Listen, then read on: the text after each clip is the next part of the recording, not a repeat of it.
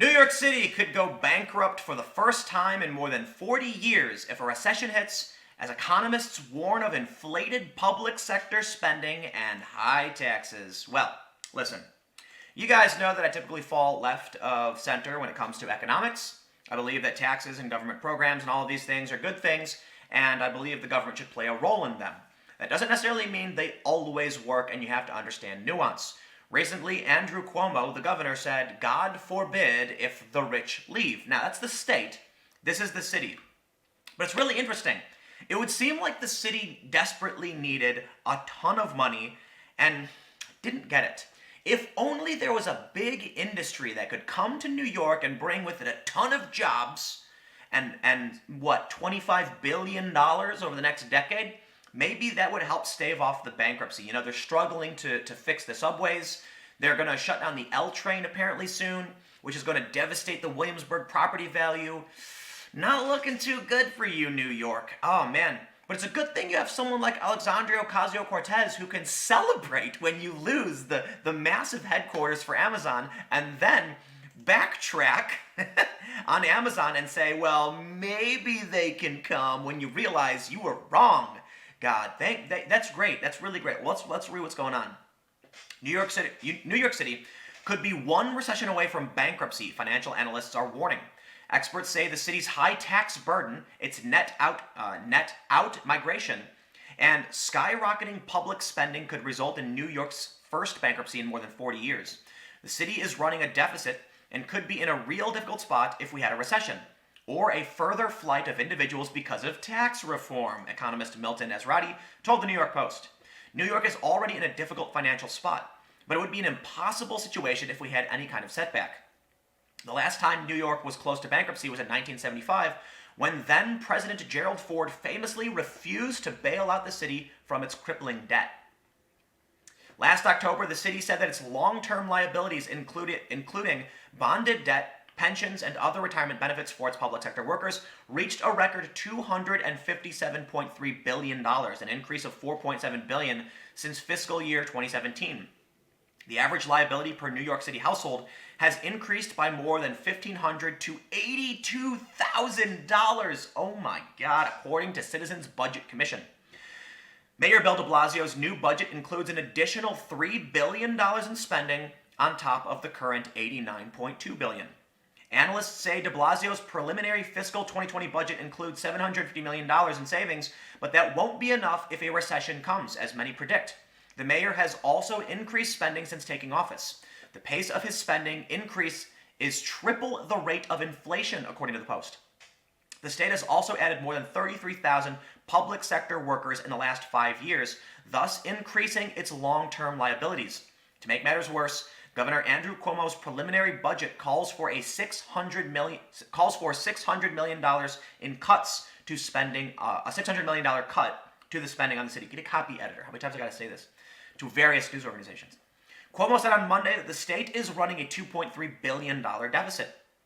Cuomo said the new tax law passed by the Republican-led Congress in 2017, which limits the ability to deduct state and local taxes from federal income taxes, contributed to the deficit, according to WAMC. The governor also said that the dip in the stock market in December led to lower than anticipated tax payments.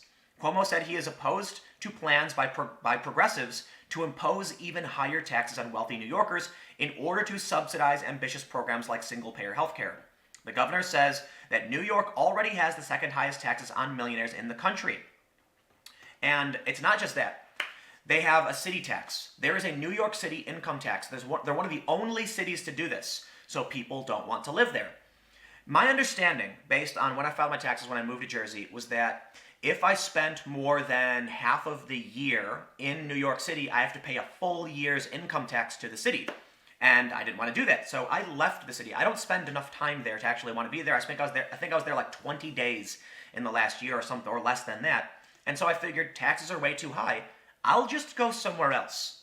And this is the inherent issue as we expand into a more global community. Just raising taxes won't work anymore. It used to be in the past that if you raise taxes, well, people who lived here had no choice. But now it's extremely easy to snap your fingers, make a phone call, and move your money and start a company in a foreign country, especially if you're wealthy. So one of the reasons why Andrew Cuomo said he doesn't want to raise the taxes on the rich, they already have the second highest taxes on the wealthy, and they're leaving because of it. They need money. It's also important to point out that revenue is down because there was a dip in the market.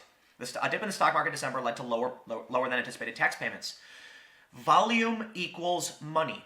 People don't seem to understand this, that you would be better off with 1 million trades that netted you $1 per trade than taxing one person $1 million and then they just leave. Taxing 1 million people $1 and they'll say, well, it's $1. Taxing one person $1 million, they're going to be like, dude, that's $1 million bucks. They're going to get out of there. So increasing trade volume can increase revenue, which means reducing taxes may actually stimulate an economy and increase volume, trade volume, which results in more taxes generated. I think a lot of people on the left don't seem to understand this and just want to jack up taxes. This is why I'm a rather moderate individual leaning slightly center-left. While I recognize there are inherent issues, my main focus is how do we overcome those issues to come to the solution to increase wages for the working class and and stabilize ever growing wealth inequality. But perhaps there was something that could have actually helped, because 5 days ago it was announced that Alexandria OcasioCortez had decided to backtrack. Yes, I kid you not. The woman who led the charge, whether she wants to admit it or not, she went to a protest in Liberty Park near there with a bunch of activists talking about how they were going to stop Amazon from coming to the city. Well, now she's backtracking. Maybe it's because she learned that the city in which she lives is in serious trouble because she opposed a new project that could have netted them some revenue. AOC Backtracks on Amazon. As chief of staff says, companies' $25,000 jobs might be welcome in New York City under the right community process. They say AOC is backtracking on her opposition to Amazon building its second headquarters in New York and would likely support it if the process is done with community input. Her top aide revealed, as if it wouldn't. We welcome a process, we welcome having a community process, but I don't know where the talks are at this stage, said Saikat Chakrabarty, Ocasio-Cortez's chief of staff, or the guy who actually runs her campaign. What she was vocal about was the process by which it happened, the deal. Oh, please. She had no idea what she was talking about.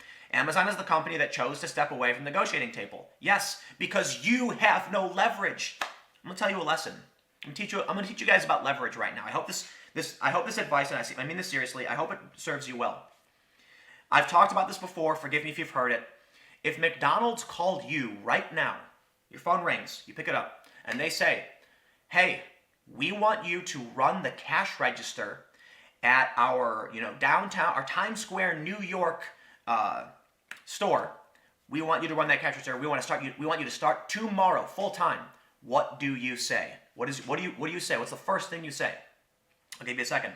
See, a lot of people immediately tell me no. They say, oh, I'd say no, straight up. That's the wrong answer. The correct answer, how much? That's the right answer. That's called leverage, okay? When Amazon comes to New York, they have the leverage. You need their money, you need their business, and you need to create jobs. Therefore, they say, why should we come to you? Why should Amazon generate money for you? How much? Well, there was a deal. It was based on what existed in New York City already for grants and tax cuts and things of that nature. And Alexandria Ocasio-Cortez, so let's put it this way. Alexandria Ocasio-Cortez is the manager of McDonald's who is understaffed and in trouble, and if they don't get a new employee, they're doomed. Someone comes in and says, okay, I'll work here, but I want $15 an hour. And she goes, no way, that doesn't even make sense. Why would I give you $15 an hour? Later, okay, now you haven't solved any of your problems. That's how leverage works. Basically, the point I'm trying to make is there's never a no in business. She said no, Amazon said later. The correct response in business is what will work for you. And then when you don't, if you can't come to an amicable deal, it ends. So in the instance of the McDonald's analogy I was giving, the point is, if McDonald's called you and offered you a job, you say, how much? Maybe they'll say $10 an hour, you say, okay, you should respond with what you want, give me $1 million. So I had a buddy who applied for a job and they offered him 50. He emails me and says, I'm not going to take, this is a true story. He said, I'm not going to take the job because, yeah, they offered me 50, but I'm not going to take it. I said, why won't you take the job? He said, 50 is too low. And I said, well, what do you want? And he goes, honestly, I don't even want to work there. And I said, okay, then you have all the leverage. Tell him you want $1 million. And he's like, they're never, that's ridiculous. And I said, right, you don't want to work there in the first place. So what did he actually do? He said, I appreciate the offer. The lowest I'm willing to work here for is $120,000 a year. And what did the company say? Thank you, have a nice day. The point is, he didn't want the job in the first place. So I love that story, and I hope that lesson really matters. The issue with Amazon is that New York needed Amazon. Amazon didn't need New York. New York was in no position to argue against Amazon getting these deals. I can understand the argument, right? Tucker Carlson and AOC both were critical of these tax cuts going to Amazon, but listen, New York is one recession away from bankruptcy.